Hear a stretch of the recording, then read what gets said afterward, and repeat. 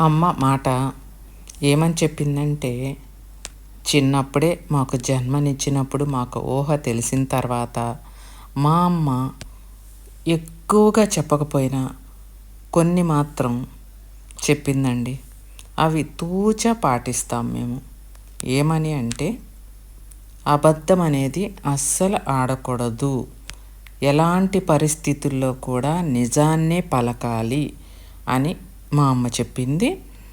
అప్పటి నుంచి మాకు నిజమే తెలుసు కానీ అబద్ధం అనేది తెలియదండి. ఎందుకంటే ఒక్క అబద్ధం ఆడితే దాన్ని కప్పిపుచ్చుకోవాలి అంటే 1000 అబద్ధాలు ఆడాలి. అందుకే ఎవ్వరు కూడా అబద్ధం ఆడద్దు, మోసాలు చెయ్యొద్దు. అవి చేస్తే మీ జీవితాలే పోతాయండి. మోసం చేయటం అనేది, అబద్ధం ఆడటం అనేది ఎంత తప్పు అంటే అది ఇంకా ఈ జన్మకి మీకు ప్రాయశ్చిత్తం అనేది ఉండదన్నమాట.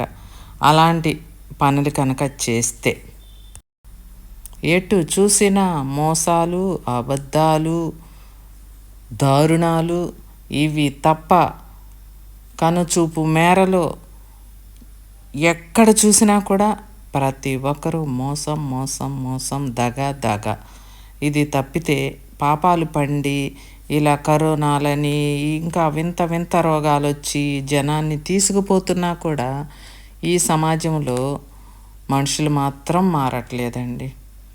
పోతూ ఏం తీసుకెళ్తారో ఏమో, డబ్బు కోసం ఎదుటి వాళ్ళని మోసం చేయటం, ఆ డబ్బును పీక్కోవటం, దాచుకోవటం.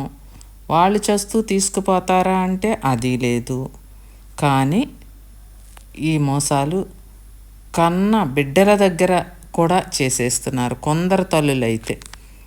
అలాంటి మోసం చేసే వాళ్ళకి ఇక ప్రాయశ్చిత్తం అనేది ఉండదండి. ఈ జన్మకి వాళ్ళు ఎక్కడో అనుభవిస్తాంలే, మనకు తెలియదు, పాపం చేస్తే చేశాము అనుకుంటారేమో. ఇక్కడే అనుభవించి మాత్రమే పైకి పోతారండి.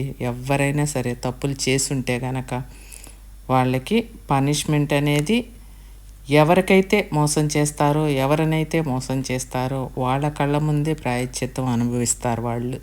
అందుకే ఎవరైనా చేతనైనంత వరకు న్యాయంగా, నిజాయితీగా నిజాలే పలకండి, నిజాయితీగా పనులు చేయండి, మోసాలు చేయకండి, ఎవరిని మోసగించకండి.